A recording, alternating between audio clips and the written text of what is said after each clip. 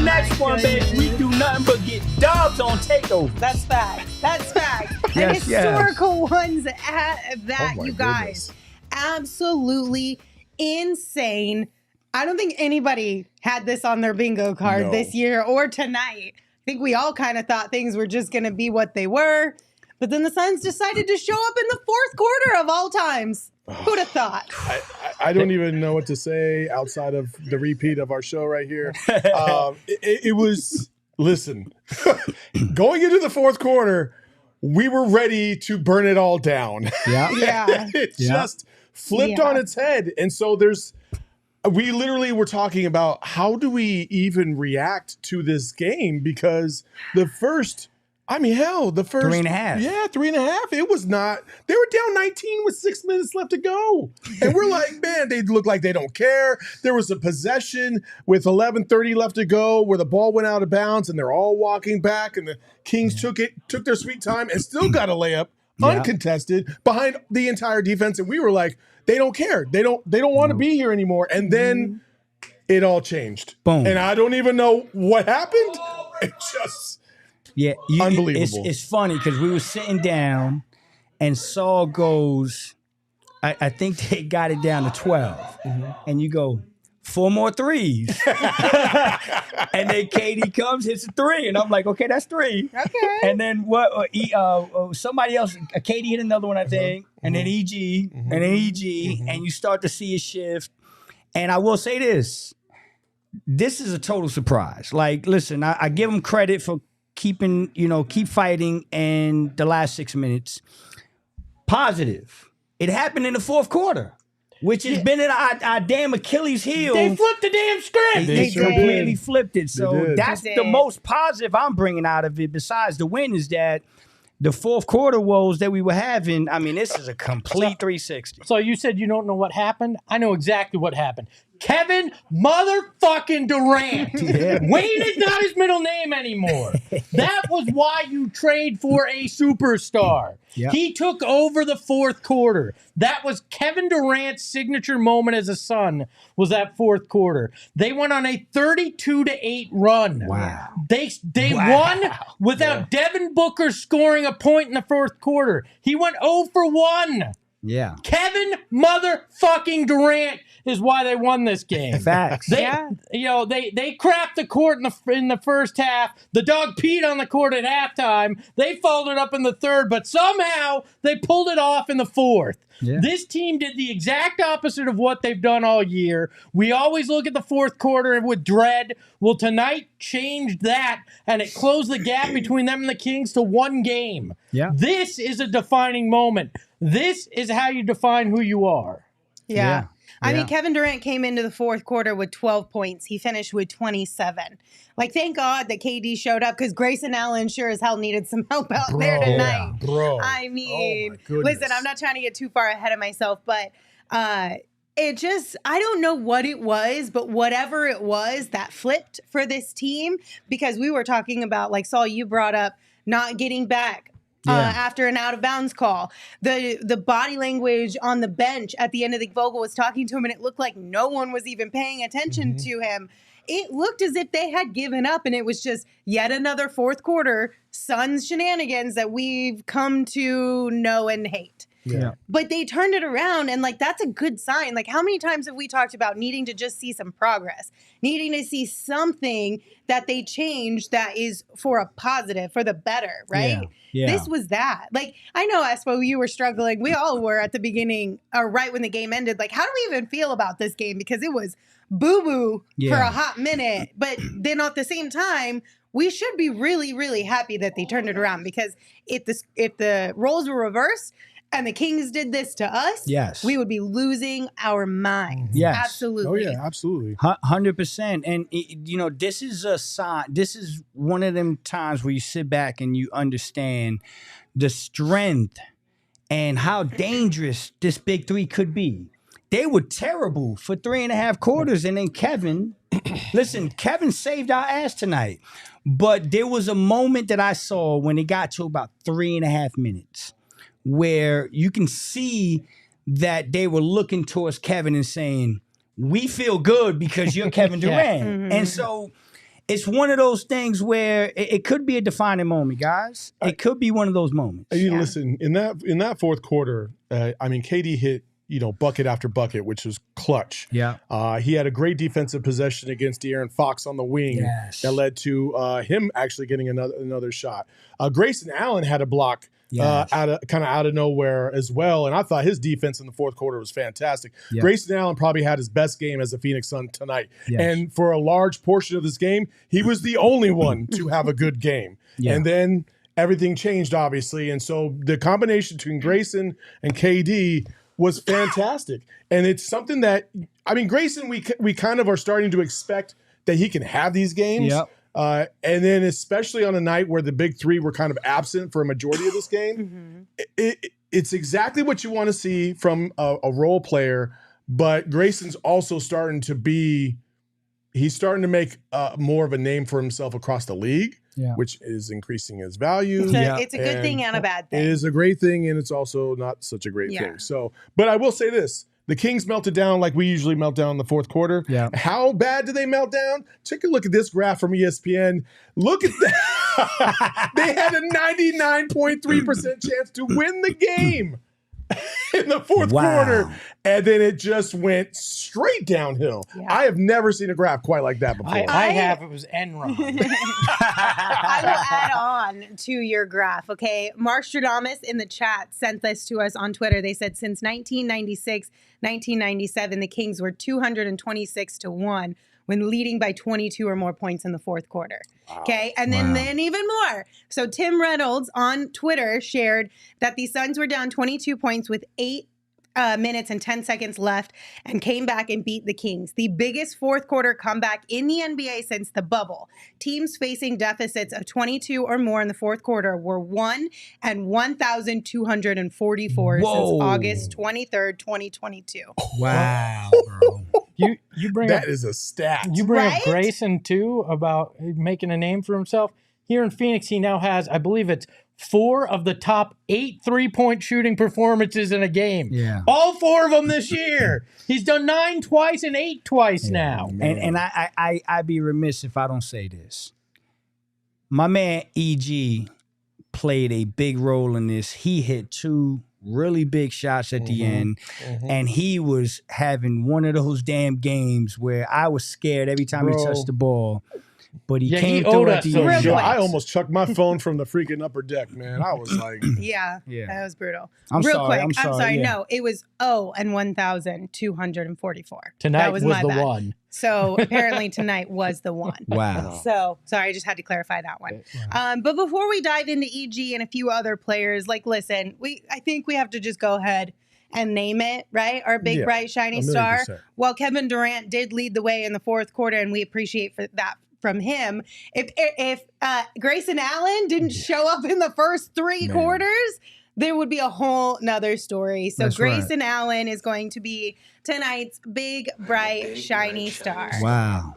I mean, bro. Listen, Grayson was the only one to show up through 3 quarters. Yes. He played assertively. Hell, there was a point in about midway through the first quarter into the second quarter that I was like, nobody else should be running anything. Yeah. Let Grayson go. Just let Grayson go. Because every time Book was taken into the hole, bad shit was happening. KD looked like he didn't really want to be out there halfway through the game. Beal was struggling. Everybody was struggling. Yeah. Grayson was the only one doing anything. Yeah. And he carried us tonight. He carried us. He carried us until he had to hand it off to KD, and then KD took it from there. And that's I didn't think I would ever get to a point with Grayson Allen, as much as I said at the beginning that I was all in on him, and I still am. I did not expect to see this level of Grayson Allen like we have seen multiple times this year. The first 3 quarters, the boat sprung a leak, and Grayson Allen was trying to save everybody by dumping the water out, and then the Coast Guard KD came in the fourth and saved everybody. Yeah. Without 100%. Grayson, they're not alive, and then KD made sure to save them. Grayson was my man, the flex tape dude, with that big ass hole, just smacking the tape on the hole. Like, that was Grayson. But I will say this, let's not forget, I mean, he had 5 rebounds, 6 assists, 2 steals, 2 blocks, shot 60% from the field, 65 from 3. And he almost got 30 points and didn't get a damn free throw tonight. Like, bro, talk about a damn game, bro. Yeah. Good for Grayson. Hey, listen, man. the chat, you guys are killing it right now. You guys have a bunch of great points, and I see the KD lovers out there saying, "Oh, KD got screwed again." On, bro. We got to stop, man.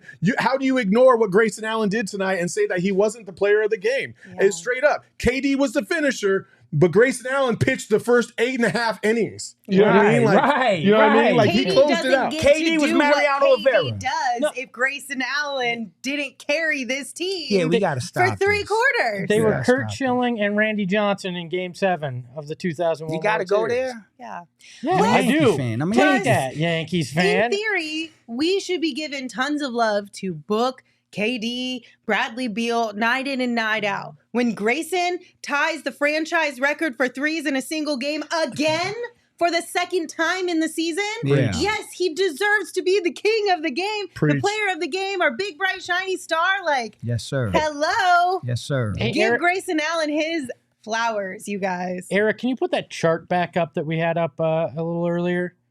Flip that over, and that's what Grayson Allen's earning potential is. Straight up to the moon is what it's been. That's true. Which is scary, but also good for him. But don't worry. We've got something for Kevin Durant, too. But first, I do want to remind you, we have something for you guys as well. Desert Financial Credit Union wants to hook you up with $200 Some money. Let's bonuses. go. For more than 84 years, Desert Financial has been Arizona's largest, most trusted local credit union. And right now, when you open a free checking account online, you're going to get $200 in bonuses. Don't leave money on the table, you guys. Get started by visiting desertfinancial.com/200. Man, you know, these boys were eating in the fourth quarter. Yeah. We about to eat after this show because I'm hungry and we're going to some burros. Because damn it, I want some tacos. I want a burrito. I want the whole shebang.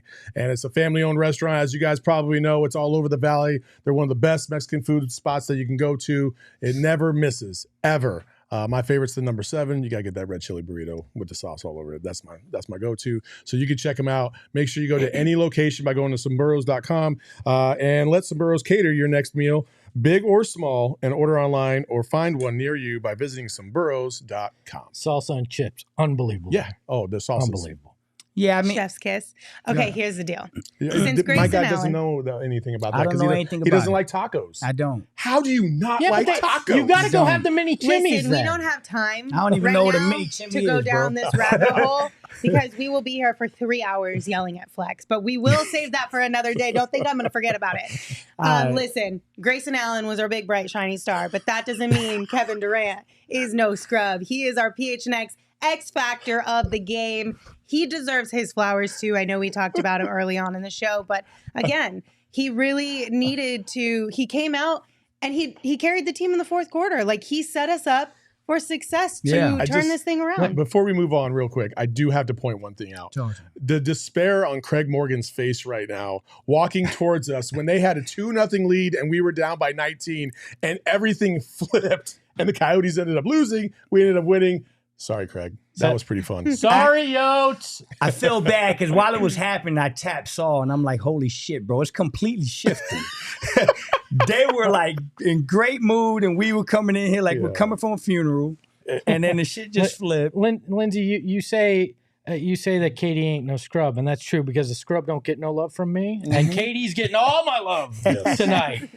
Yeah, I mean, people got to chill, man. I mean, we're talking about the entirety of the game, the totality of the game.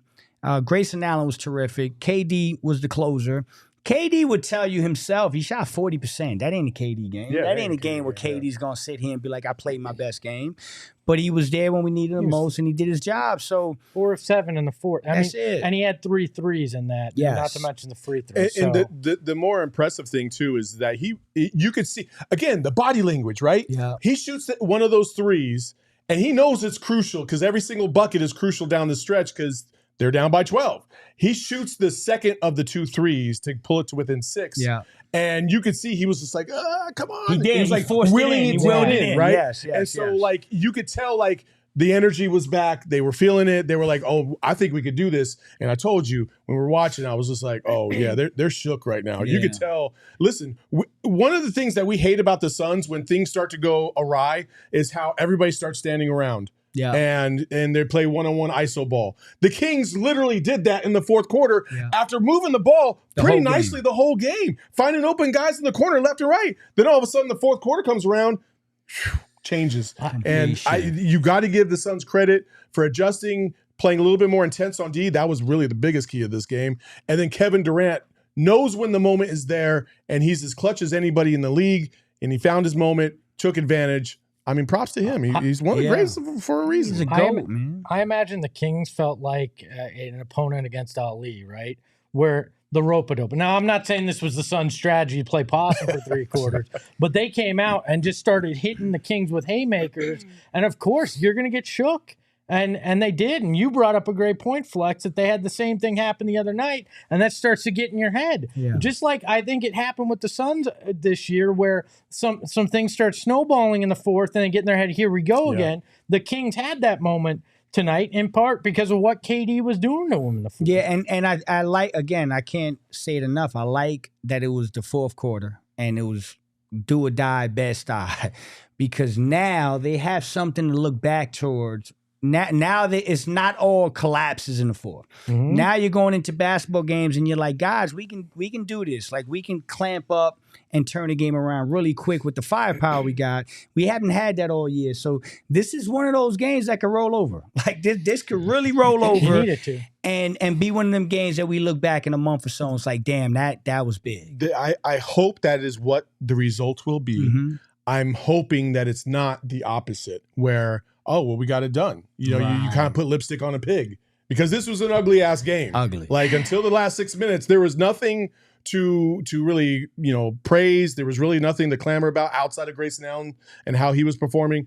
It was ugly. So I hope that the Suns take this and really take that 6 minutes and understand defensively, they turned it up and they played solid. Yeah. Offensively, they moved the ball, they found their opportunities, and they ran, which I've been saying they needed to do more. This fucking walking the ball up the court bullshit, it's got to stop. They started getting back on defense because they were walking half the damn time going back. It was awful. It was awful for 3.5 quarters. They fixed it. Credit to them because good teams will find a way.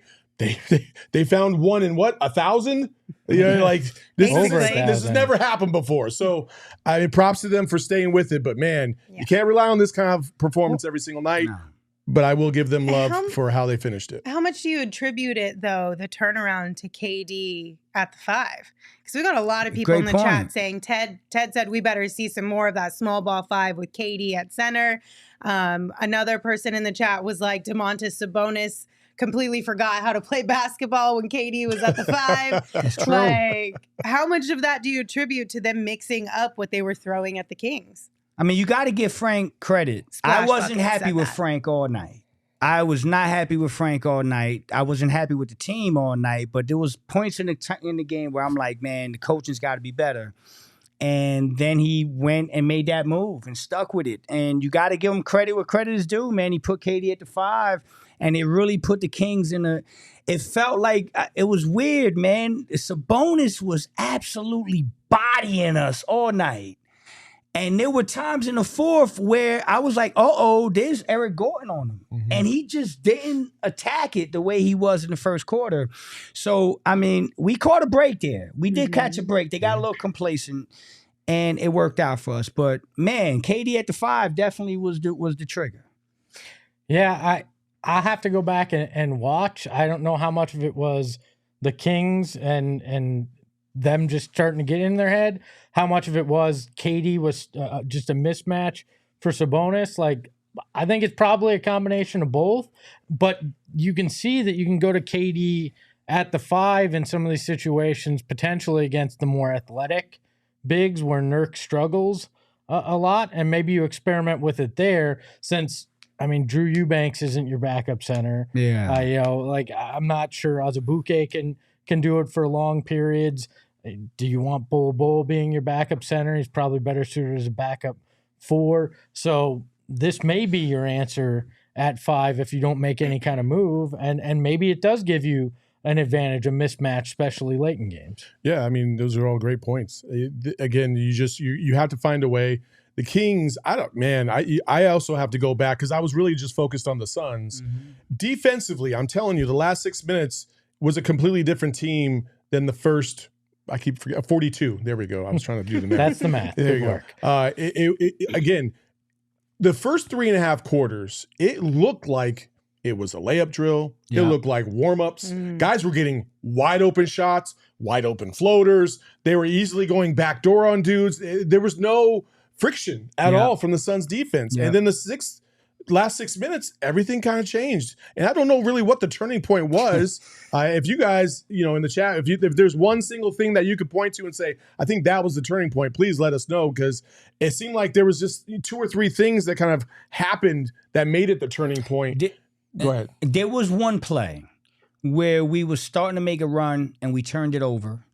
And then Fox is bringing the ball up and Brad Beal tips it and reverses the turnover. And we end up scoring a back.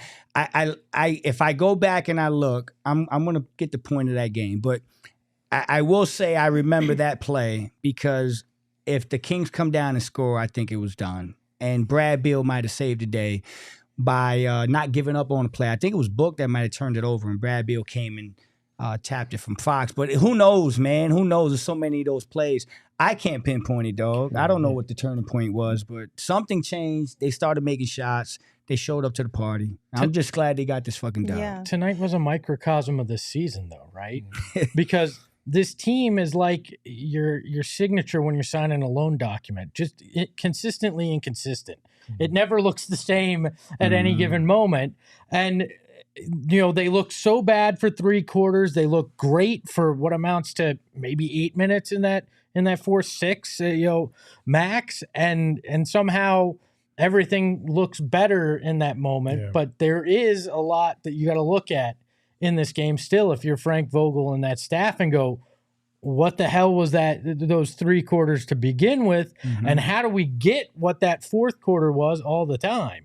And that's still the question of this team. We talk about what its identity is, and I really hope it's what that 6 minutes in the 4th was, but I still saw the other 3.5 quarters, and that's the confusion for me. And this game sums up exactly how I feel about this team right now. Yeah, I'm encouraged, but I don't know, right? Yeah, I mean, that feels like it's the theme of the season. It's like you're encouraged, but you don't know, and then you're discouraged, but you don't know. Is it chemistry? Is it the rotations? Is it coaching? Is it it's just a mixture of all these things?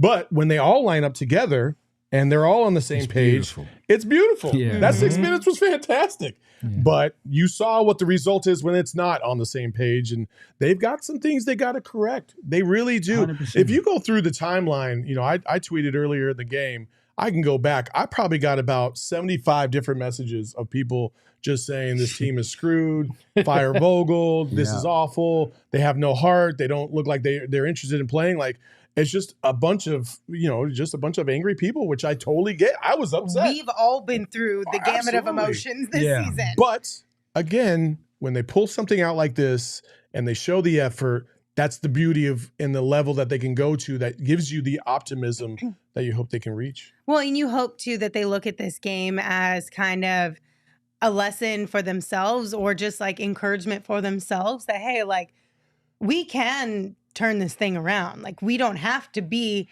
4th quarter Suns this season. You know what I mean? We've proved ourselves that we can be down 22, come back, turn things on, and win a game against a very good team. Yeah. Like the Kings are not the Kangs of yesteryear, right? Like they're actually playing well these days, kind of like the Suns. Like they turned it around just shortly after we did. And so it's not like this was a scrub team that the Suns did this against either. No. So hopefully they can look at this and be like, listen, now we know kind of what it takes.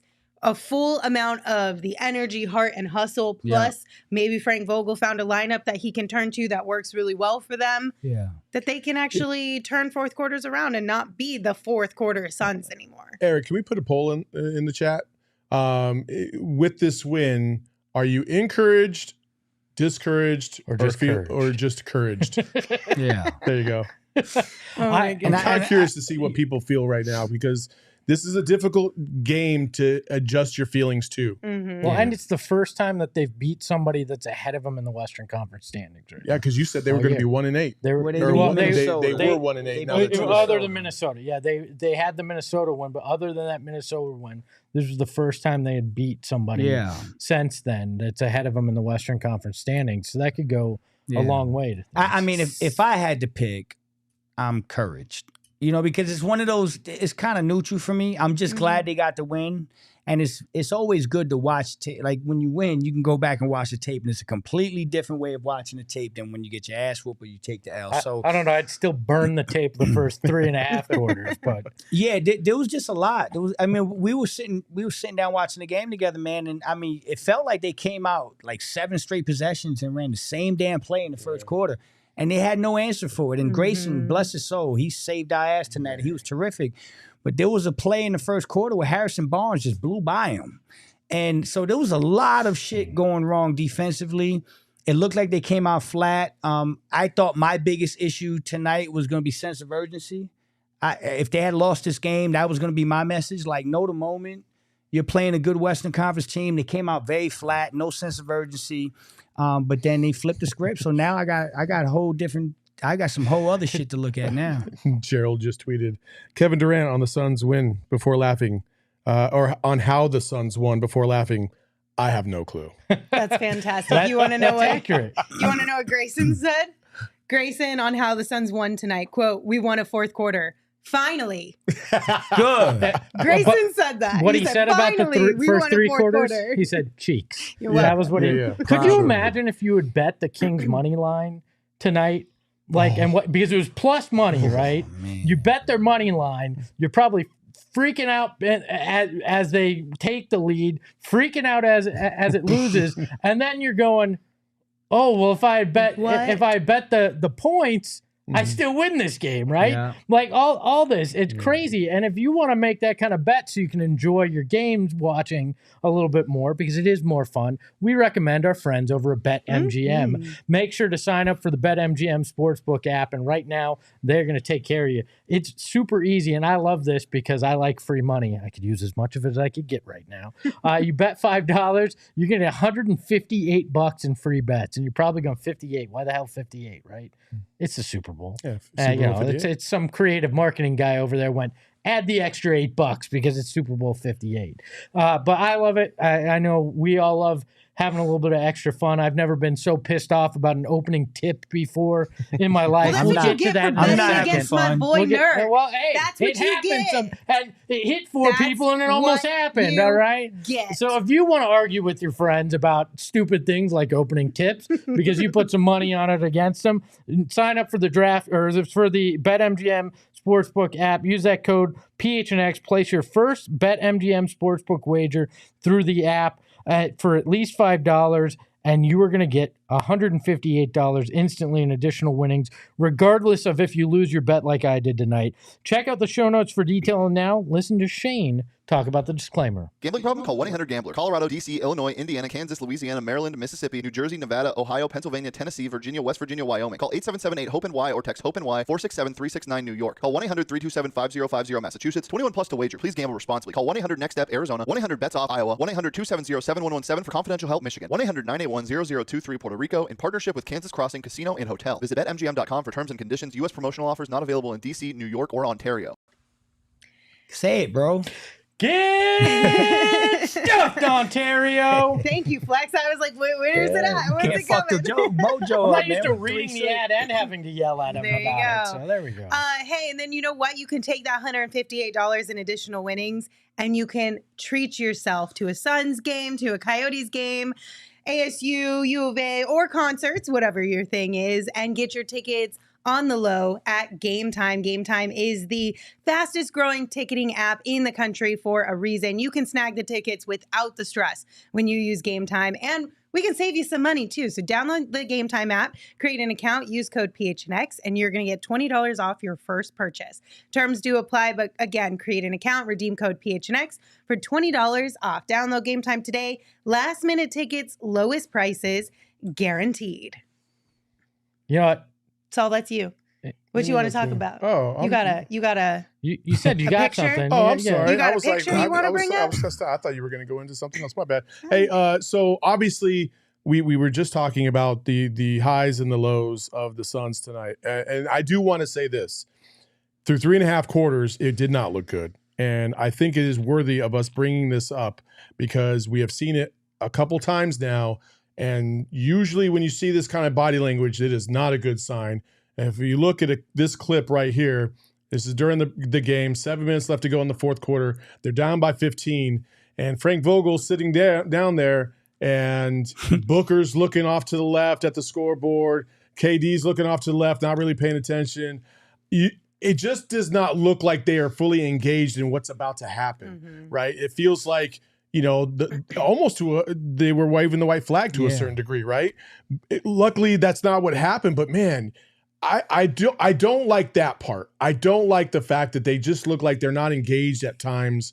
And I don't know if it's just because the game's going poorly or if it's going poorly because of Frank Vogel or if they're just not buying into what Frank's saying.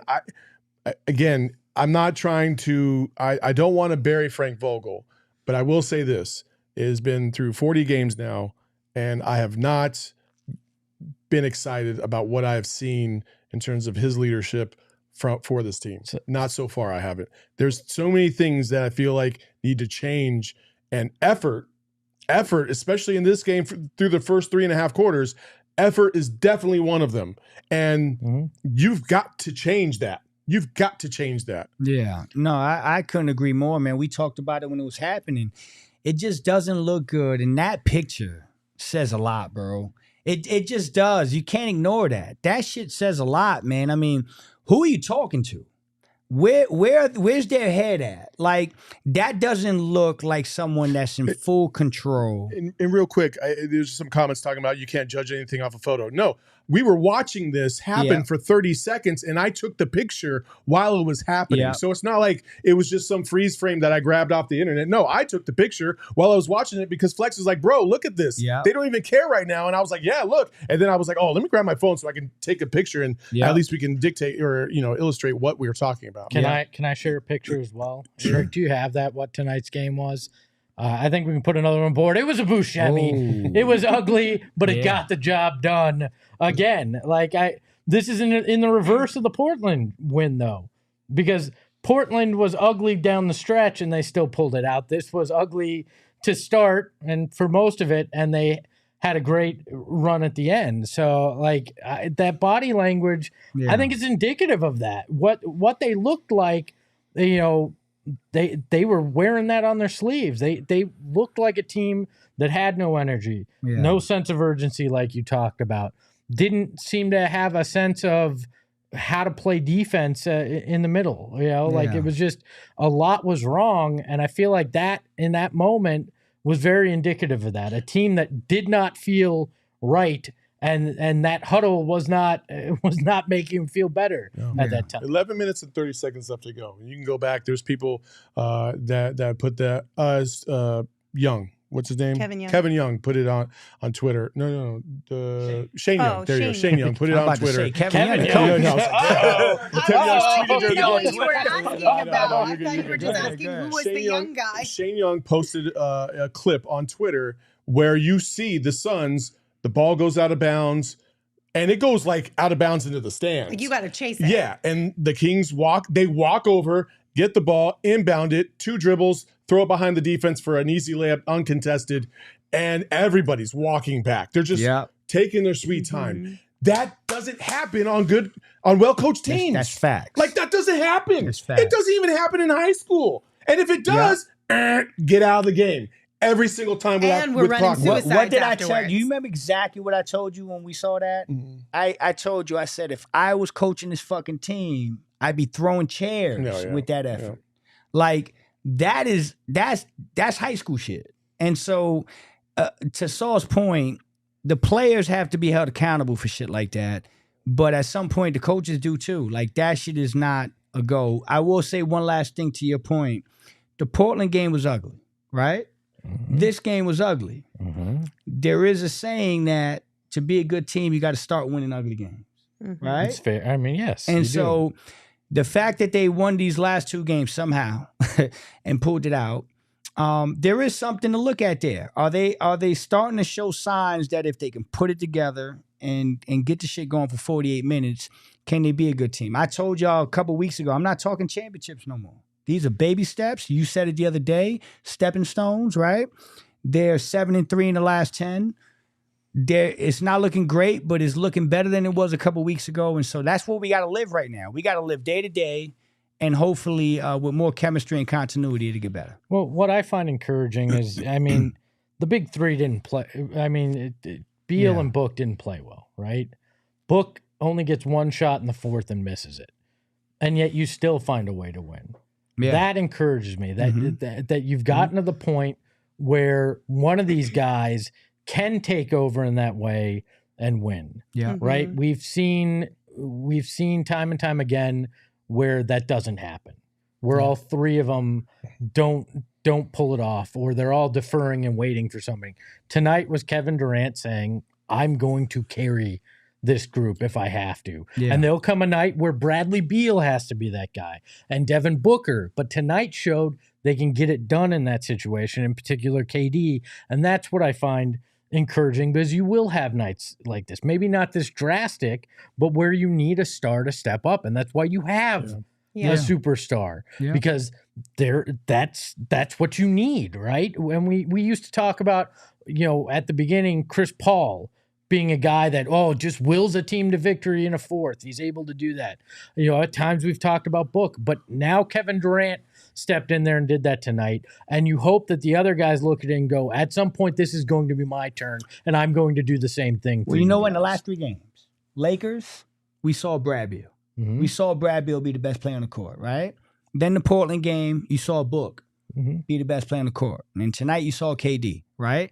It's a stark reminder that, listen, these guys are going to take turns, and they're all 3 capable of taking over a game and willing them to a win. And so I will say, if I'm looking for some positives, the last 3 games we've seen signs from all 3 of them of why they're here and why they're considered a big 3 and why they're all-stars and all NBA talent. And so now this game on Friday becomes this much more important, because you got away with a couple, but you're on a 3-game win streak. And now if you can take this 6 minutes, bottle that shit up, get on the damn plane, get to New Orleans, and find a way to beat that team that's playing really well, we might be on to something here. So fingers crossed. And if they don't put it all together, the big 3, and they're struggling, just give the ball to Grayson and everybody get the fuck out of the way. Let him do his thing. Yes, I agree. Up that trade value. So we all know this game gave us a whole bunch of feelings. So many mixed emotions with this one. We asked the chat, how are you feeling after this win? Encouraged, discouraged, or simply courage? So here is the result of that poll. 62% said encouraged. Wow. 32% said couraged, and only 4% said discouraged. Okay, wow. All right. I like where we are. I like the optimism. I like the optimism. I like it. Y'all in my world now. You know what I'm saying? Now I don't feel alone. Hold on. We made it. We need to paint this picture. Can we back that truck up to those first 3.5 quarters of the flex we saw? You're right. You're right. And then they start making the run, and none of us can say a damn word because Flex keeps going. Hey, don't say nothing. Say nothing. The whole time he's like this. He's just pacing back and forth. Like, Nobody can hear you, so Flex was just pacing back and forth. Wait, hold on. No threes. No. Go to the box and 1. Come on, no threes. Espo in the back, like making these subtle little jabs and stuff like that. I'm just laughing. And Flex is like, shut up. I didn't even say a word. I'm laughing. That's not true. You said we were going into overtime, which was rude as hell. Rude. I just do that because that's Lindsay's worst nightmare is overtime. Listen, so it's always fun to say that. I hate bonus basketball these days, especially. Like, it's not fun. Like, back when we were winning 19 games and we got bonus basketball, I was on board with that because that means we might get a win. No, that was now worse. It means we might even lose it. I don't like. I can't do Hold it. on. I can't do You it. preferred 19 win season overtime basketball? Yeah. I was like, dear Lord, I gotta watch these losers even more. Because that meant God, I that wanna we go might home. have won We're a Shaq game. Harrison. Now I feel like when we go into overtime, that's like, oh crap, this means we're gonna lose this game. I was like, God damn it, I gotta watch Alec Peters play more basketball. Isaiah Canan taking Oh, strays my right God. now. Wow. All right, guys. Hey, you Tyler remember? Eulis? Do you remember we used to talk at God, nighttime? yes. It'd be fucking 2 a.m. and we're just talking about Ronnie Price and shit. It was crazy, man. Ronnie It was Price is crazy. nice. The, I love Ronnie. I the love pride Ronnie. of Utah Valley. All right, guys, let's get back on track All right, and all take a look at the numbers of tonight's game presented by Desert Financial Credit Union, Arizona's #1 credit union named by Forbes. Let's go. 119, 117. Comeback victory for the Phoenix Suns. The 3-point line was pretty even. I like that number. I keep saying it. 35 or more 3-point attempts is where I want them to live. They took 37 tonight for 46%. 18 for 40 for the Kings, 45%. Field goal percentage pretty even. 42 for 85 for 49% for the Suns. 46 for 92 for 50% for the Kings. Here's where I'm shocked. Because I'm looking at these numbers at the end of the game, and I did not feel like this was what transpired in this basketball game. But the Suns killed them on the glass, 46-31. And then fast break points, you mentioned it. At one point, they kind of got busy and they got rolling. And that's in that, a lot of it is that fourth quarter. Yeah, what did 25 of these come in the fourth? No, they probably did. No, they probably did. I got to go back and look, but that was huge, fast break points. And it just shows you if they play with more tempo, it's better for the basketball team. One last thing. Damn, my boy D-Rock, he follows us here. He just texted me and said, dog, I left when it was 112.99 with like 3.5 minutes to go. Dang. And missed the whole fucking thing. So D-Rock, man, I'm sorry for that, bro. Y'all got to remember, you can't leave games early. You never know. Yeah. But you might have been the fault, D-Rock. So when you left, they pulled it away. So you might be the reason why they won, too. Yeah. I was trying to keep that a secret. We left with about 3 minutes left to go in the third, so we can come back here and get ready for the problem. And then by the time we got in the Maybe building, we that's were. when the run. Yeah, that is true. Yeah, maybe we we had were. to be in the building for them to turn the thing. I agree. Who knows? I agree. All right, let's take a look at some of these super chats here, Eric. Thank you all for being here with us and hanging out with us. All right, Psycho Blue sent us one, and they said, Basketball Cthulhu wasn't about to let the covenant of the cursed Sun Kings be broken so easily. They must fall and rise together in the standings. God. Okay. Are we forever bonded as one House Sun Kings? House Sun Kings So what forever. happens? We go to the Blessing. Western Conference Finals. It's Game 7, and the world just ends. Is that where we're at? God, I don't like this. We go into how many over? What's the number of most overtimes ever in history? 5, right? We just keep going and going until the NBA finally says, "All right, we need to question. reschedule this We're, one." we're ending this in 3-point shootout, like hockey's shootout, and yeah, good luck. Thank God we have Grayson Six. Allen on our team. 6 is the record for overtime. Oh my God, was that the Sheboygan Hawks? There you Oh go. my The- Hey, don't Hey, sleep on the it's Rochester overtime? Royals. You know how many white Yo, guys Lindsay were on that would've court? lost. A bunch of plumbers and firemen. If Lindsay was Lindsay would have I lost would've her cried. shit. Guys, 6 overtime. Guess the score. 55-41. 38-42. 39-38. Y'all are funny as fuck. It's 75-73. I thought you were going to go over. Okay. Six overtime. Yeah. My God. Dude, with How one hand and painful shit, is man. that? Come on, man. Yeah, no. With the hand behind his back. Oh gosh, you ain't lying. Shoot it in the peach basket. Come on, guys. Oh, that's a brutal game to be at. All right, we got one from Go To Tech Reviews. Thank you. They said, glad KD unlocked the Avatar state in the last 6 minutes. Damn, there were some seriously ugly stretches of basketball, but I'll take whatever win I can get. If you were in the arena, you heard boos. I know that, especially in the first half. People were Yeah. not happy, especially when it went down by over 20. People were upset, but they fixed it. Yeah, Yeah. you know it's bad when the Sweet James box of sweet goods got more cheers than the Suns Oh in the my first God. 3 That's true. quarters. Also, Creeper. t-shirt toss. Like, I feel like they had so many t-shirt tosses, and they actually tossed a bunch of t-shirts this time. Did they? All I know is I need that t-shirt cannon or the gun or somebody who has a better arm because they only win about midway through the lower we need level. Espo on the Like, clock. you need to find some baseball players out there, some softball players who got a real arm to Kelsey get them Plum. higher. You've seen her. Exactly. That's what you need. Look, I feel like that the marketing and in-arena entertainment crew has a button that they push, like a panic button where they're like, we need to go to all T-shirt giveaways. This crowd's dying. They're like more passion, more energy. Throw T-shirts at them. It's flatlining. Stat. All right. Ryan sent us one and said the team defense in the fourth quarter, chef's kiss.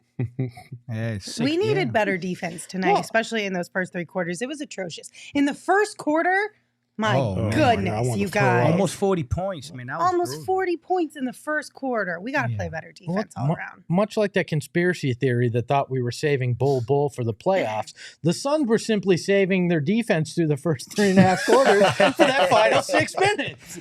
You ain't lying. Alec Jessar in the chat. $4.99 super chat. And this W, Book and Beal having bad games. Room to be even better. Heart emoji. Couldn't agree Yeah, more. true. Absolutely. Alec is a man from Flex's heart there. Like that is pure, beautiful optimism. My type there. of guy.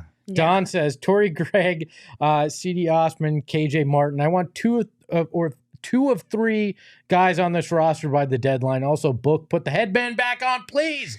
Good win, fellas. Shit. I love Torrey Craig. Can we please not go down that path yet again? I guess I shouldn't have tweeted, Book's not wearing the headband. That means he's going to drop 60 tonight before the game started. It was your fault. A million% my fault. I take that L for sure. I am removing my I hate headbands if that's the key to Book dropping 50 at some point. I still don't like it, but whatever. Joshua sent us one. All caps said, hell of a win. Turning point, LFG Suns. I'm with it, man. I hope this is a turning point for this team. I mean, listen, we'll dive into it more on tomorrow's show, but we got that article today where Book talked about how going through adversity is going to help this team in the long run compared to years past. Like, this could be a major turning point for the Suns, knowing that they went through adversity in the first 3 quarters, but they were able to just withstand what the Kings were throwing at them and turn it around. That's a big deal for this team. Can I read Travis L's? Yes. All right. Travis L. Super Chat. Still a crop sandwich, just not a soggy one. I mean, I would take a crap sandwich over a soggy crap sandwich. I don't want a crap sandwich at all. Hold on. It was an open face crap sandwich because it was crap. And then the fourth was all right. Like, you didn't sandwich bad between 2 slices of bread. Would have been better if we just said a crappy sandwich. No, Does that make it sound? I'm not less changing the man's words. All right. Yes. All right. The Warg of Wall Street sent us one and said, us diehards who kept watching were rewarded this time. Yes. Thank you. I know I was getting like so many of you in the chat were saying this, and people on Twitter were like, I keep wanting to turn this off, but then Grayson Allen will hit a 3 right before I'm about to. It keeps reeling me back in. I'm glad I stayed. Yeah. My childhood best friend texted me and went, I took a shower with 6 minutes left because I thought it was over and came back to see the final More score. showers at the 6-minute mark. That's what that means. I mean, we all felt dirty after those first 3.5 quarters. So. Adrian sent us one. Thank you. They said EJ kept saying on the broadcast, just get it to 10. That small ball lineup change turned out to be the difference, 100%. I really want to know, and I'm going to ask him on Thursday, I really want to know what EJ was thinking through the first 3.5 quarters. Because we weren't listening to the broadcast because we were at the game. Yeah. I know EJ is going to be a little colorful on Thursday, I'm sure. Yeah, I think can't EJ wait to watch that. I think EJ always thinks just get it to 10. Like, I feel like that's... He always does, I feel like that must have been something like Cotton or one of the coaches he had forever just would hammer into him because that's just get it to 10 and chip away at that point. And tonight that worked. You know what though? Is that a basketball thing though? Because I kind of always feel that way too. I feel like it's just a simple math thing. Like if you're down more than 10, you look at it as a greater number, you're going to round up. If you're down 18, you're down 20. It's mental. If you're down 10, you're almost in single digits. Do you know what I mean? No. So like, it's just a mental barrier of breaking this idea that you're down by so much. And it's also like when you're watching your team play and you know, they're up by double digits and you're thinking, okay, don't hit a 3 right now. Let's keep this above 12. Let's keep this above 13. Well, the other team's thinking that too, right? Yes. And if you keep fluctuating back and forth, but you never quite get there, that's what the Suns were doing. They would cut it to like 10, back up to 20. Yeah. Cut it to like 11, back up to 17. Yeah. And then once they passed that barrier and got into single digits, that's when the Kings were like, oh shit. They froze up, everything fell apart, and game over. It's true. I mean, you're in a basketball league that the 3 ball changes the game tremendously. And I can't get what Saul said out of my fucking head. He literally said it. He's like, we just 4 threes away. That's it, just 4. And when that first one went down, what was the score? Down 9. Yeah. Right? Under 10. And it looked like everything shifted. I think the Kings were like, holy fuck, this is single digits now. They are just 1 3 away from being down 6. Yeah. Like, it starts to snowball. So I'm with that. That's a great point. Yeah, absolutely. All right, we have one from Trevor. Thank you, Trevor. They said, almost lost my shit being blown out. Man, glad we got that W. Need to have an immediate meeting now saying, quote, see, guys, we can win if we play like this. Yeah. I'm also, not. shout out to Trevor for making Lindsay cuss. Always a fan favorite of mine. Listen, I'll say the S word, but if you put the F word in your super chats, I'll bleep it. That's as far as we're going. Okay. Gerald Cunningham sent us one, but there is no comment with it. No, Gerald. But if you want to send in a comment, there's a next one down here. So they sent it again down below. So that fourth quarter may break the fourth quarter curse. Yeah. I hope so. I really hope so too. I hope so. Yeah. That's what I would hope for. Play with purpose. That's right. Play with purpose. Don't play scared. The Kings play scared that last 6 minutes, and playing scared never does you any good. They play not to lose. Is it too much to ask to play with purpose for 4 quarters once? I don't think so. I feel like that's a fair ask, right? I think that's a fair ask. All right, guys, we will get to some more super chats here, but first, here's what Kevin Durant had to say on whether he's comfortable with tonight's win, despite how bad it looked most of the game. Hell yeah. Hell yeah. I mean, it's always about the process with me. The end result is definitely cool. But I care more about how we go about things. And then like last game, I didn't like how we went about things, but we still win a game. Tonight, it was one of those games where you definitely hate how you're playing early on, but you still don't give up and was able to, have some bounces fall our way to win the game. So it was a lesson in every game. And, but winning in this league is always fun. I mean, I'd rather learn from the win than learn from, us losing, So, we take some good things from this game and get better for it. Hell yeah. Hell yeah. I mean, it kind of goes into what we'll probably talk about tomorrow with Book's quote today, but, talking about how winning is cool and all, but sometimes you don't acknowledge the blemishes that you have as a team because you're covering it up with your wins. Yeah. And when you lose, you have to look in the mirror. You have to fix the things that are wrong. And so you're able to work through that process a little bit quicker, ironically enough, and it sets you up better down the road. And I think that's what KD's saying is just like, we prefer not to win these games like this. It was ugly, but we found a way to get it done. And it kind of feels like it does feel like a win, but like we should not have won that game. Yeah. So you can find the flaws, you can find the blemishes and keep going and keep improving, which is encouraging. Yeah, I mean, he's right. There's lessons to be learned from every game. Hopefully this is a lesson they take to heart, though, because you need to play like that for multiple quarters and not have to bail so much water out of the boat there with 8 minutes left. I mean, this is a great come from behind win. Now, try to learn what made it successful, particularly on the defensive end, and apply that to that game in New Orleans, because New Orleans is just as tough of a team as the Kings, if not tougher. Yeah. You still got to try to pass them in the standings too. You need to lock in, especially on the road against that team. You learn a hell of a lot more from a game like this than if we were to beat the Blazers by 30. You learn nothing from beating the Blazers by 30. But winning a game like this, you learn a hell of a lot more. So I'm all on board with that. You learn more from this game. This game means a lot more than just winning the game by 20. You got to prove it. I don't want too many more of these games, though. No. Because this shit will drive you to drink.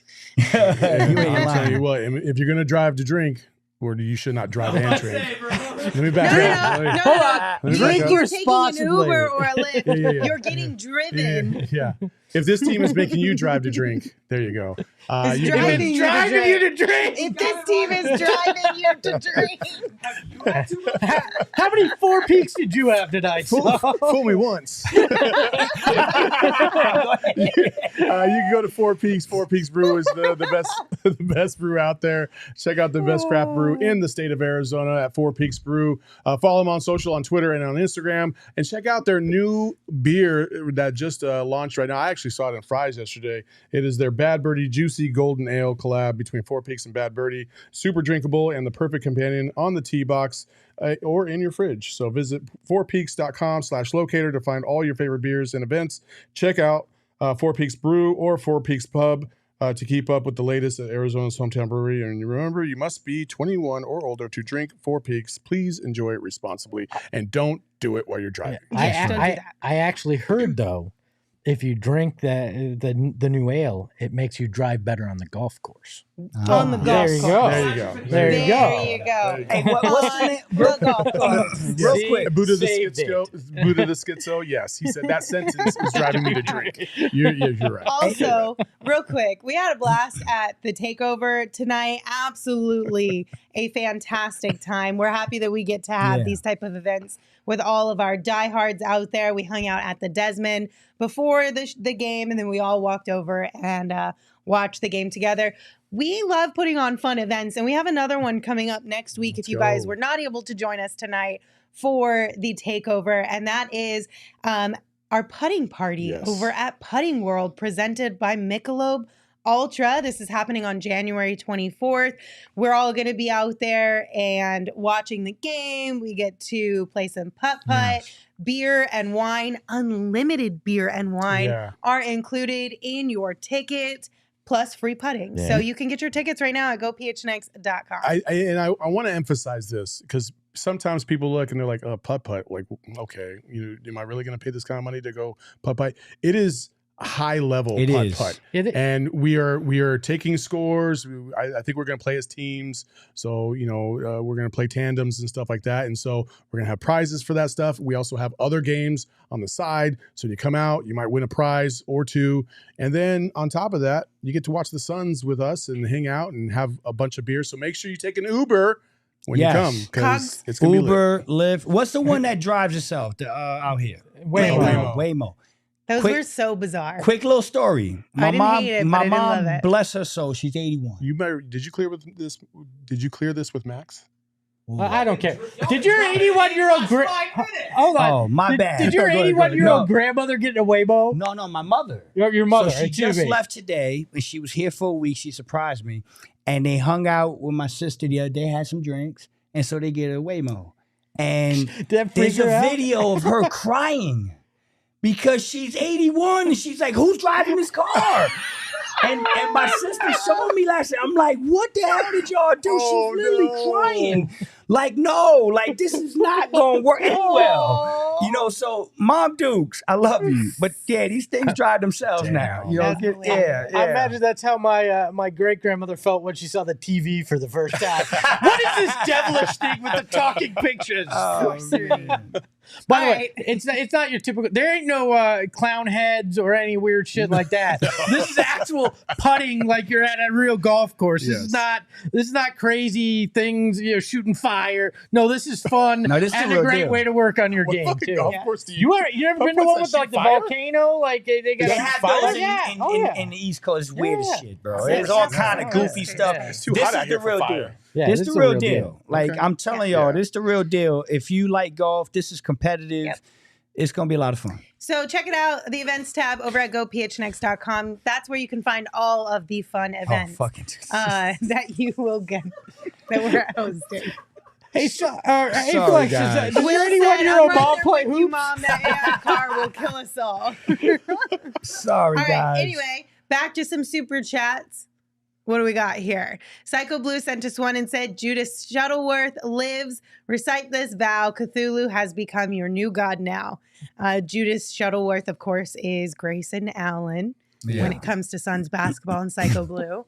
Brian also sent us one and they said, Can we stop with the Allen trade talks? Big three, trust him. Why destroy that chemistry and start all over with someone they may not fit or be as good? Because he's going to cost $25 million a year if he keeps playing like this. Let's talk about Nobody that a little wants to trade him. Nobody. Nobody wants to trade Grayson Allen. What we're saying is there's a potential that you're going to have to if you want anything in return for Grayson Allen, because you might not be able to afford him next year, even though we do have his bird rights. Yeah. And his value is probably top notch right now as far as what you can get in return because of the way he's playing. But we don't want to do it. Yes. We just understand it if it does. Let's just talk about that for a second. In the last 24 to 48 hours, I've been working the phones a lot. And I will say this, the Suns are busy right now. There's a lot of things that they're talking about, a lot of different proposals and opportunities. Now, here's the thing. Grayson Allen is shooting 50, 40, 90 this year. He's having one of the best years of his career. He's showing what he can do on a contending team or a team built to contend. He is a free agent, and he could leave for nothing. And there is a world where Grayson could demand $15, $20 million a year if he continues to play like this. I could easily see him getting 4 for 60. Absolutely. And I think 4 for 70, you know what I'm saying? So we're in a space where the Suns have to really start to consider some of these offers, because what the last thing you want is to not trade Grayson and then him leave for nothing this year because somebody priced you out. And again, you know, this is the last time the Suns are going to be able to consolidate assets. And to Flex's point, if you trade Grayson, let's just say you trade him for another piece, and that piece has 2 or 3 years left on their deal, that's beneficial, obviously, for you, because you don't have to deal with the, you know, the ramifications of trying to match salaries and all this other stuff, because the Suns can't do it. They just literally cannot do it. And they have more wiggle room right now to be able to trade with the exceptions, so you can get a little bit more of a percentage in return. So this is the time if you were going to do it. Now, do we want to do it? Fuck no. We don't want to do it at all. But you have to entertain it if a good offer does come. Well, you're playing 4D chess right now, because it's okay. Yeah, what's the next, 5 months look like? But also, what does the next 3 years look like for us to try to extend this window as far as we can with KD, with Beal? And you have to play that game. Unfortunately, I'd love to say that you don't, but that's the reality of being past that second apron, is you now have to take all those elements into consideration. Also, how much does each dollar cost you in the tax past the second apron? And is one guy worth that, or do you need to spread that across a handful of guys so you can compete? There's all sorts of questions that you have to ask yourself between now and the trade deadline. And some of them are uncomfortable, unfortunate questions that you gotta ask yourself long term. I think they love Grayson Allen, and I think they love to keep him. But I will say that Grayson Allen is doing us a big favor. At the same time, his price tag is going up, but his value on the basketball court is too. And this is opening up conversations that probably weren't conversations you can have a month ago. But now that Grayson is playing so well, there are some good basketball players available. So I trust the Suns are going to do the right thing. I hope Grayson stays with the team, but there's a lot to talk about. All I heard you say was Suns are getting busy right now. And I just took that as Bismack, right? Is that Oh, yeah. Trevor sent us a super chat. Thank you, Trevor. They said, almost changed the channel, but something told me no. You always got to trust your gut, Trevor. Trust your gut. Usually what that is for me is I lose the remote. That's what I Fiend Kick sent us one, and they said Dame time on Sunday, then blowing a 22-point lead with 8 minutes left. Tough back-to-back for the Kings. Yeah, that's going to hurt. Bucks and Suns said, hey, we got a beam you can light right here, all right? Oh, my goodness. I'm still jealous of their beam. Charles Woodle Pike sent us one that said, PHNX TakeOver, magic is real. CWP was out at the TakeOver. Also, Cogs and Rome are in the chat. Celos as well. And I think a few others in there. Suns fan. Yeah. All in the chat right now. We're out at the TakeOver with us. Thank you guys for coming. Join us on the next one. It's February 14th, Valentine's Day, so bring your loved ones. We're all going to be each other's Valentine. Yeah, or maybe, since Monty's going to be there, maybe he'll want to marry your daughter. Get your daughter married night at the Footprint Center. Yeah, no, I don't support that. I'm not co-signing on that one. Nope. TW sent us one and said Durant is really Michelle Obama. Go Sixers. Huh? What? I don't know Good what for the you. hell that means. Go back to Philly. I don't understand what's happening I here. don't know what that means. But Thanks for your $5. yeah, Lord have mercy. Lucas sent us one, and they said, "Hey, watch it. My Yotes are behind the Suns for first time this season." Just kidding. I have faith in both teams to make the playoffs this year. LFG. Love the Yotes. Listen, I'm happy for the Yotes. I feel bad for him tonight. Tonight, yeah. Yeah, we shitted on them tonight. That's on us, yo. We'll take that out. I feel like we probably should have just traded. They could have done this, and we had to deal with like the loss. Poor Craig, man. I feel for him right now. You know what? He can go into the darkness. He Speaking can. of going into the In the darkness, beyond the light, there shall only be one. Welcome to Welcoming in our fifth member of look at the that jacket. squad, Gerald Bourguet, Sweet writer money. over at GoPHNX.com. Be sure to read his articles over there. Gerald, how are you?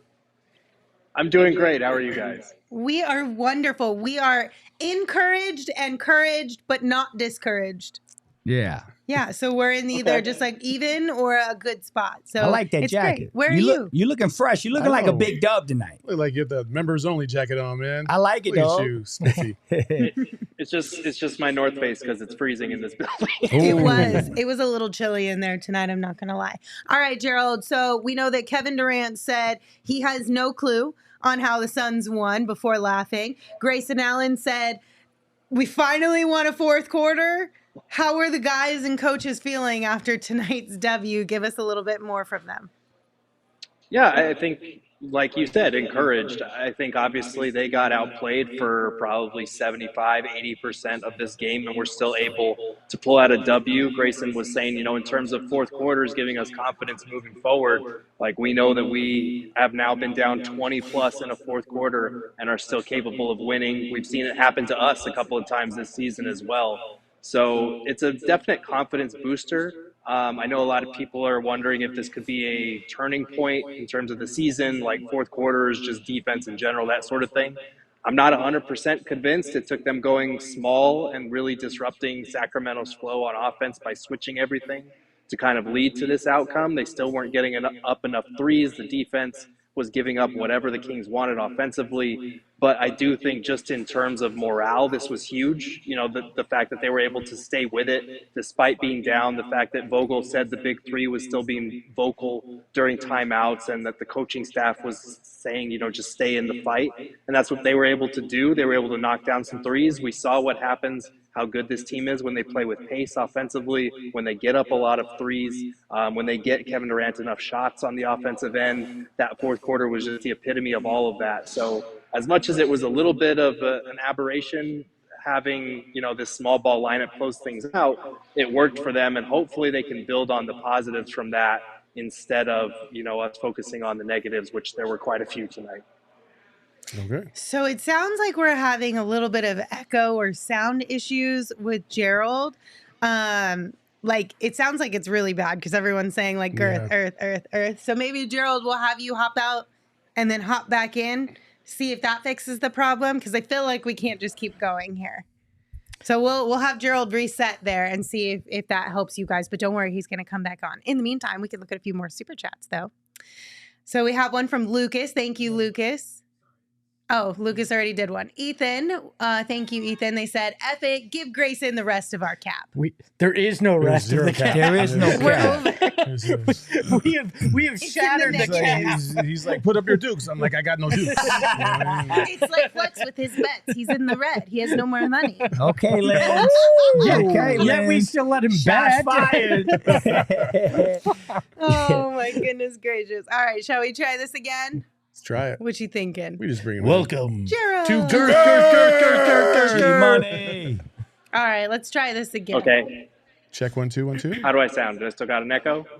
I mean, Listen, you sound sounded fine fine to to us. us. The chat was letting us know that you didn't sound fine. So we'll just continue the conversation until the chat lets us know one way or the other. I'm disappointed that Gerald didn't come in and make the echo just to screw with me. Oh, my God. That would have been funny. Gerald, through 3.5 quarters, this team played piss poor defense. They looked lethargic. They looked like they didn't give a shit. They gave the Sacramento Kings a ton of wide open shots. It looked like it was just, layup lines and warm up jump shots for the Kings for most of this game. They turned it up in the last 6 minutes. Did anybody talk about their defensive intensity and really, making sure that they actually establish that in the first or second or third quarter before it gets to a point like this where they're down by 20 heading into the fourth?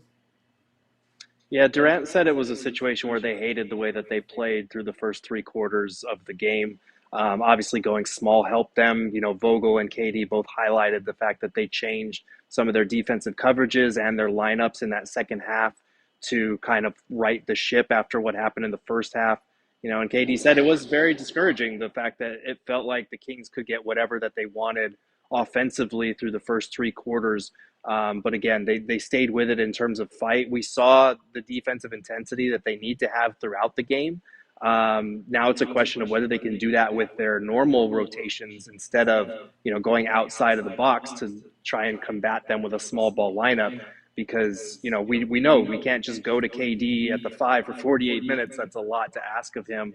And as much as he can do it for spurts, you saw the way that he played Domantas Sabonis down the stretch, who's an all-star and a very physical player. It's not something you want to put on him long term. So they've got to figure out a way to channel that same energy in those last 8 minutes or so into a full game. And that's where I'm struggling. I think this was a great win for them morale-wise and in terms of what they can do in fourth quarters. But defensively, some of those issues are still going to remain, and we might see that as they continue to build chemistry together against better teams. Because so far lately, they've been playing some pretty mediocre or bad offensive teams that they've been beating. Now their chemistry and cohesion is really going to be put to the test against better opponents. Like your sound, and just like the Suns, it did improve in the fourth. So there you go. Hey, G, I got a question. Whether it was head coach or any of the big three, was anybody talking about how much trust, confidence, and how much they appreciate a guy like Grayson Allen? Because I thought he was terrific tonight. I think he carried us most of the night. And I'm just curious as to if anyone got to ask KD or Book or Coach about how confident they are and how comfortable they are with a guy like Grayson playing the way he played tonight. Yeah, I mean, they're very comfortable with giving him the ball. Grayson said it best himself that, a lot of my threes were from kickouts, guys driving and finding me open because my help defender helped off. And it's something that KD alluded to at shoot-around this morning. And then again, after the game, he feels like Grayson has been put in a box for most of his career. And here in Phoenix, he's getting more freedom to show more of what he can do in his game. Obviously, the three-point shooting has been phenomenal this season. Frank Vogel said, we knew he was a great shooter. We didn't know he was this incredible from beyond the arc. So he's getting the opportunity to show that as well. But just his drive and kick game, his ability to be a screener, he just does a lot of little things outside of the three-point shooting that would be easy to overlook.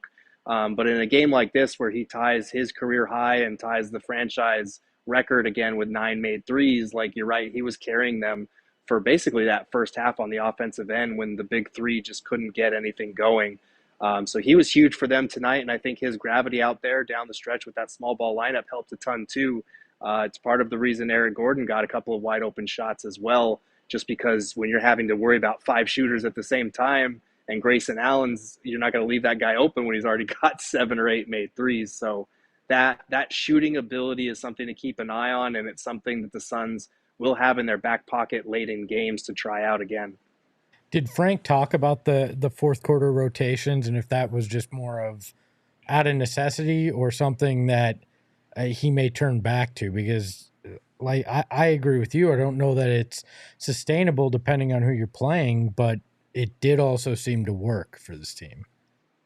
Yeah, he said after the game, it's not like a diet that we can rely on, but it is something that they feel comfortable, throwing out there for a couple of minutes late in games just to give opponents a different look. KD was saying that with the Kings' free-flowing offense, being able to switch everything kind of makes any team resort to iso ball. And we saw that down the stretch. The Kings guards were doing a lot of iso ball, and they weren't running through Sabonis anymore, which they had been for most of the night. So it was an opportunity to kind of throw a wrench in the works for the Kings and what had been working to that point. I think it's something we'll definitely see again. We hadn't seen much of that iteration in particular with those 5 on the court with KD at the 5, but this is kind of why I've been so big on repeating that these guys need reps together. It's not just the starting 5, but it's these different types of lineups to see whether you can close games out with them. And obviously this is only one game, but that's why you need some time to experiment with your full roster at your disposal. And tonight we saw a good example of Frank Vogel being willing to experiment, and that experiment paying off in this case. Hey, Gerald, D in the chat wants to know if anyone has asked Grayson how big of a bag he wants so we can kind of do the math and crunch the numbers here to see what we need to do moving forward. Have you asked him that yet? Can you ask him that for us, please? I can add it to my Devin Booker chocolate ice cream question when I get a chance. He did have one thing that he wanted, which I think was a good request. I don't know if you guys saw this on Twitter yet or not, but he was talking a little bit about the energy in the building. And this is something I've alluded to in the past, but he was saying, you know, man, when we're down, it really feels like we're down. And it felt like in that fourth quarter, like I just wish we would work together with the fans better in terms of, like, when we were in that run, it was so loud. It was as loud as it's been all season. And it felt like we couldn't miss. We could do no wrong because we had that support. We just want this to be like a great home court advantage arena. And he was saying, you know, I understand the boos when we're not playing well. People buy their tickets. They have the right to cheer however they want. But like I've said in the past, it does feel like when the team gives up a run of some sort and they're only down by like 12 or 14 or something, it feels like the world's ending at times in the arena. So it was kind of interesting to me that the players have noticed this, and one of them was actually willing to say something about it too. I would like to. I think Grayson then needs to, that was Grayson who said that, right? I think it would be fun. I get that. But it would be fun if Grayson then created something with the fans where it was like, okay, we're all in agreement, whether he puts it out on social or via all of you guys out there in the media or something like, hey, if I do this, that means we're doing this collectively. Like some sort of a battle cry or something like that. If I hit a 3, you're all going to cheer. No, not like that. But like, you know what I mean? Wouldn't that be kind of fun, though, to have like a thing with the fans and you? The thing with the fans to me is if you play with what appears like you give a shit, then the fans will also give a shit. But when it looks like you are just kind of out there just to, you know, check a box off, which it felt like for a large portion of this game. And even, like I mentioned before, Gerald, you know, Shane Young had tweeted out at the 11:30 mark where nobody got back on defense when they had about 15 seconds to get back on defense and gave up a wide open layup on the other end. That's the type of stuff that makes fans boo. You got to play with more effort than what we saw in the first 3.5 quarters. So I get Grayson's point, and yeah, it can sometimes feel like the sky is falling to the fan base from time to time, but I definitely felt like this was not one of those times. I felt like the booing was deserved because they just looked like they were, you know, they just didn't care. But is it the chicken or the egg? Which comes first? That whole thing. But I think the bigger problem here is the fact that tickets have become so expensive that you've priced out a lot of the diehard fans. Yes. That's big fact. That made it loud. A lot of us spent a lot of damn hard-earned money in that playoff run after COVID because we wanted to be there. But you can't sustainably pay $700-800 for tickets to go out there and be that. And I think that's a big part of this. The people that were there in the 19-win season, you know, the 5,000 to 10,000 fans that were sitting there, and we were there every single night, and we know what it was like. We know those fans. Those fans have been priced out for a majority of them have. And that's the sad part about this. And that comes with the success of a team. They're going to raise prices. That it is what it is. But that is a terrible, terrible part of trying to fill you know, that arena and have that energy, because the diehards, they're here in the chat. They're watching YouTube after the game so they can vent and they can be in the same space with all of us. They're out there wearing the merch and the gear when they can afford to buy a jersey, and they rep it all day, every day. And sometimes those are the fans that can't afford to buy a ticket to get into a game because it costs $250 unless you want to go sit in the nosebleeds sometimes, which is okay, but that's all they can afford. And that's just, it's really, really upsetting. Plus the fans that you feel the most. I mean, that's not entirely true. because if the whole crowd gets going, but like the ones closer to the bowl, I feel like are the ones you'll hear the most, and they're the ones who probably talk the most shit. Yeah, let's be honest. I agree with that. I feel like those courtside and right below courtside, they're just like they're mouthy. I was at game 2 of the NBA Finals, and I had been up and down the bowl. I was down below and then in the middle, and I was up in the suite level at the top. And at the top, I felt that fucking thing shake. Mm-hmm. And I was those last- fans up there were real. Like, it got to a point where I actually stood up there and kind of went to like the window area where you kind of lean over and watch the game. I was there because I felt the energy up there way more than I felt down below at that NBA Finals. Maybe we should get involved a little bit.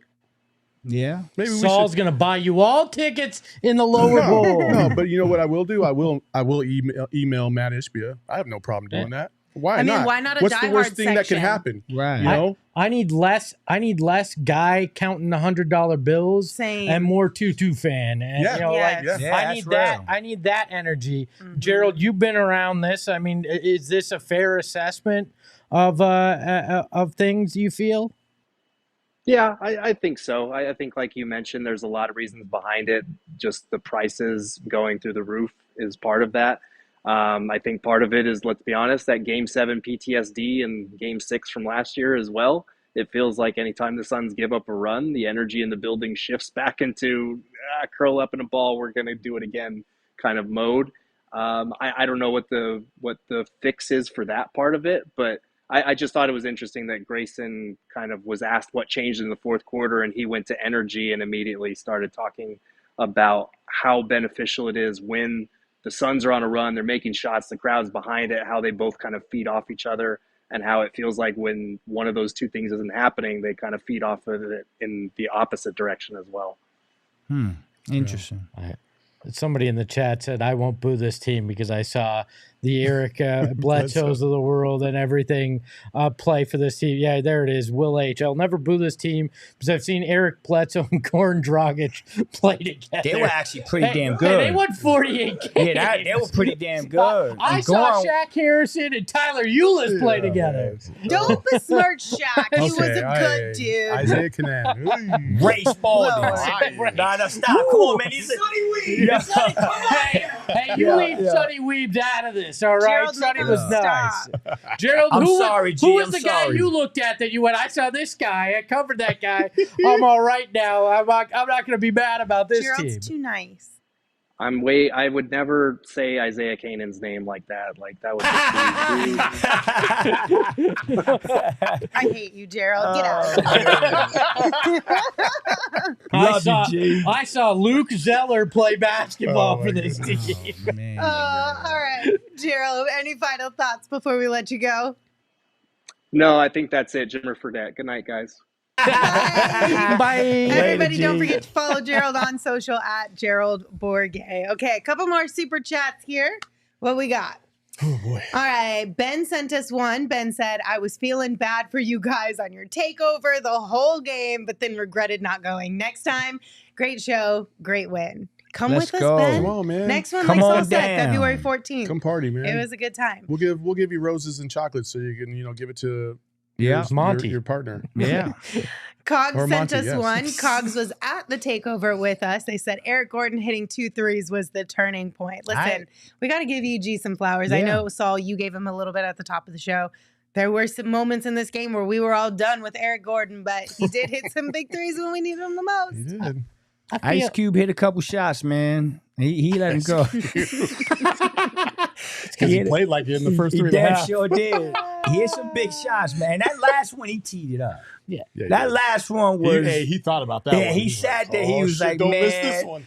I'm not getting let in the locker room. I missed this one. So feel- he teed it up. I feel like Eric Gordon's just paying the minimum on the credit card there, right? you owe us a lot more, but we'll take what we got, all right? Eric Gordon is That's getting fair. a minimum as well. Is That's he not? fair. That's a good That's analogy right fair. there. James Johnson sent us one. They said, amazing win, but I'm still concerned not talking on switches, and we don't have a, quote, dog wing to run guys off the three. Why isn't Nas getting any playing time? That's a great Go question. Suns. Keeping him in bubble wrap for the trade. That is a great question. And maybe, honestly, could it be that he's not really like in game shape enough? I mean, he did miss a good amount of time, and who knows what's going on with that. I don't think they want him to get injured because they want to use his salary. I do believe, like I said, I have enough evidence in the last couple of days that there is some serious stuff going on behind the scenes, and so you're going to start to see a little bit of that. I think it's safer to say Nasir is not playing right now because of potential behind the scenes things. Okay. Ooh, for sure sent us one. Ooh, for sure. Or maybe it's for sure. I don't know. But they said, what's going on with Book? Yeah, he didn't have a great night tonight, but I mean, he was the runner-up for Player of the Week. So I mean, I don't know. He hasn't been, huh? He had 11 assists. Did he have 11 dimes? Mm-hmm. Yeah, Book would tell you this is not his typical game. Taking one shot in the fourth quarter, He struggled all game. Yeah, with he his did. shot He did. He I wasn't don't- in the Book game. I don't think we know fully what a typical game looks like for Book within this Not role. yet. Yeah, not yet. Yeah, it's been. I think it's been ups and downs. There's been games where it's like, oh my God, if this is how he plays as point Book, we're in cruise control right now. And then there's been games where it's like, okay, maybe we still need to iron out some wrinkles here. But that's what happens when you ask somebody who's as good as Book to carry a massive load in addition to what he already was carrying. Because it's not like we've really like passed off the other side. Was of it Portland? The Portland game where what he had 34. He shot like 75% from the floor and 65 from three. So I mean, it looked like he was starting to find that aggressive Book. Kind of find a healthy balance between point Book and assassin Book. But then today was a little bit weird. So he's still working the kinks out, man. But He'll figure it out. To your point and Lindsay's point, I think Book is the guy that's had to adjust the most. Yes. Right? 100%. This is probably the biggest learning curve for him out of anybody. KD's played with other big names. Yeah. Like and in a big three, big four if you want, and in Golden State. Brad Beal had played with another major scorer in John Wall. Devin Booker's being asked to play a position that he hasn't traditionally. He had at times, but focusing on that. Also playing with guys that can score in a way that he's not used to playing alongside. I think some of this is him trying to figure it out and adjust on the fly when he's being asked to change a lot within that. And I think that's underrated in what's going on this year as well, because that's a big ask for a guy that was the one and only option for so many years. And to that point, real quick, his last 2 point guards, we talking about two of the best to do it.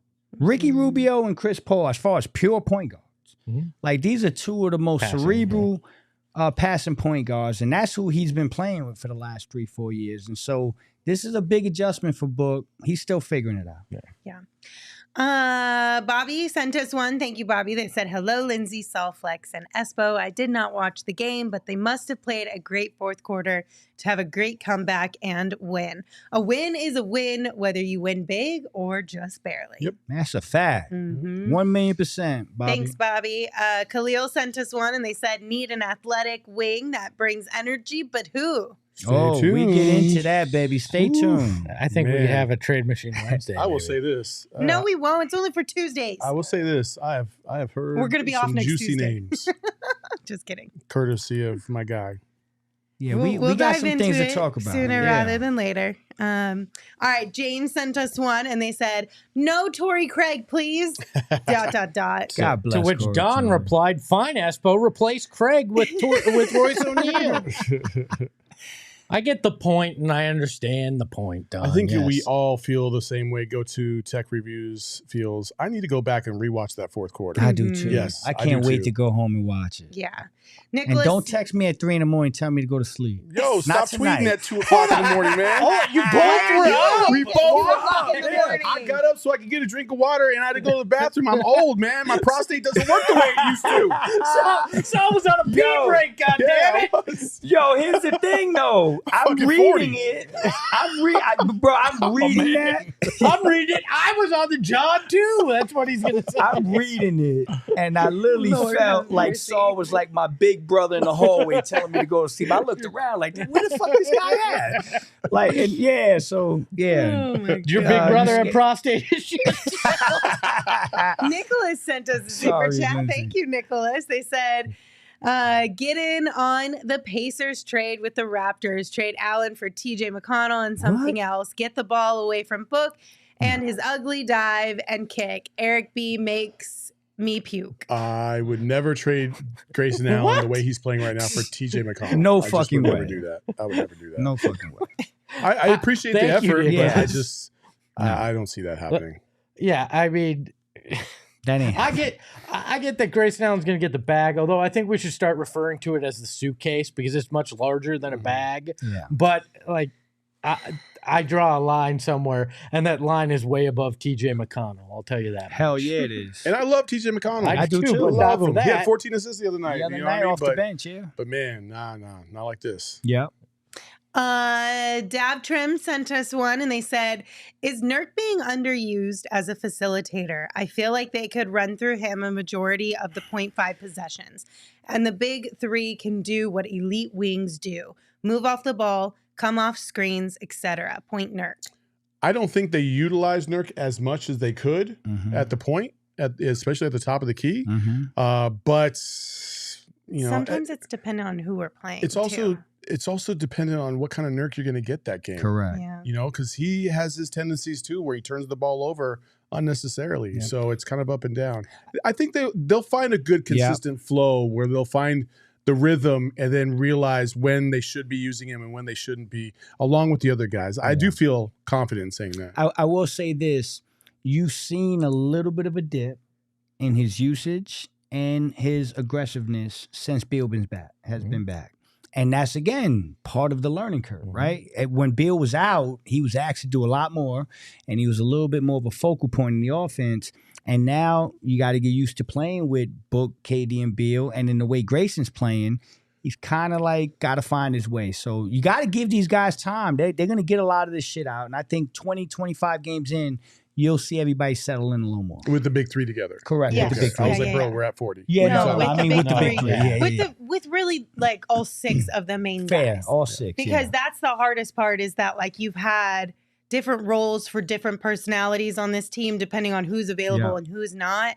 And as they all start to settle into what their actual roles are supposed to be or should be, health aside, then they know what they've got and they know when they can utilize it best, right? That's right. Like certain games or certain matchups, or if somebody just is on that night, they can utilize them a little bit more than the next guy. Yeah. And that rotates. And that also is going to be a really big like factor for us as the Suns in terms of mixing up what other teams get from us night in and night out. Yeah. Like you're not entirely able to game plan for one specific thing. But that's why I think if they're going to make a move, make it earlier rather than later before this deadline. So you have more time to gel as a group and learn whatever new piece or pieces you bring in, because you're already going through the growing pains of trying to figure out how to work together as a group.